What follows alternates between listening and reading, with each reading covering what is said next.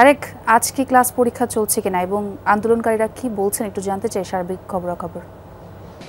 ছোঁয়া জরুরি সেবা এবং পরীক্ষা চলছে, তবে ক্লাস বন্ধ রয়েছে এবং ৮ দফা দাবি জানিয়ে প্রাতিষ্ঠানিক সুবিধার এবং ৮ দফা দাবি জানিয়ে কিন্তু সকাল ৯টা থেকেই কর্মকর্তা কর্মচারীরা রাজশাহী বিশ্ববিদ্যালয়ের তারা বলছেন যে সকল বৈষম্য দূরীকরণ এবং প্রাতিষ্ঠানিক সুবিধা বাস্তবায়নের দাবিতেই তাদের এই কর্মবিরতি এবং অবস্থান ধর্মঘট। তারা সকাল ৯টা থেকে শিক্ষক কর্মকর্তা কর্মচারী যারা রয়েছে তারা মূলত এই অবস্থান ধর্মঘট এবং কর্মবিরতিতে রয়েছে। তাদের ৮ দফা দাবির মধ্যে যেমনটি তারা বলছেন যে ক্যাম্পাসে সকলের নিরাপত্তা নিশ্চিতকরণে পর্যাপ্ত ব্যবস্থা গ্রহণ, শিক্ষকসহ এই কর্মকর্তা কর্মচারীদের আবাসিকতার ব্যবস্থা, পরিবহন ব্যবস্থার উন্নয়ন, শিক্ষকের ব্যক্তিগত চেম্বারের ব্যবস্থা এবং গবেষণার জন্য যে আর্থিক বরাদ্দ সেটি বৃদ্ধি করতে হবে।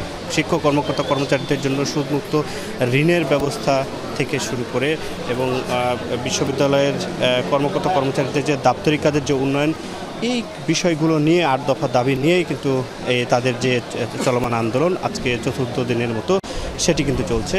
এবং আজকের আগেও সকাল ৯টা থেকে বেলা ১২টা, সকাল ৯টা থেকে বেলা ১টা পর্যন্ত তাদের কর্মবিরতি এবং অবস্থান ধর্মঘট থাকলেও আজকে মূলত পূর্ণ দিবস কর্মবিরতি সেটি কিন্তু তারা পালন করছে। আমরা একটু তাদের কাছে জানতে চাইব যে আপনাদের পূর্ণ দিবস কর্মবিরতির আর কি দাবি তুলেছেন আপনারা।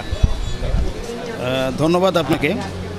আপনারা জানেন যে সকল বৈষম্য দূরীকরণ এবং প্রাতিষ্ঠানিক সুবিধা বাস্তবায়নের লক্ষ্যে আজকে আমাদের আন্দোলন চলছে এবং আজকে আপনারা জেনেছেন যে সকাল ৯টা থেকে। ধন্যবাদ আপনাকে। একটু শুনছিলাম এবং সেই সাথে সাথে আমরা দেখতেই পাচ্ছি এখন পর্যন্ত রাজশাহী বিশ্ববিদ্যালয়ের প্রশাসনিক রাজশাহী বিশ্ববিদ্যালয়ের উপাচার্য উপাচার্য সহ কেউ কিন্তু আসেনি তাদের সাথে কথা বলার জন্য। এবং অন্যদিকে কিন্তু বেলা 11টায় শিক্ষার্থীদেরও কিন্তু আন্দোলন রয়েছে রাজশাহী বিশ্ববিদ্যালয়ে। ছোঁয়া। তারেক, অনেক ধন্যবাদ যোগ দেওয়ার জন্য।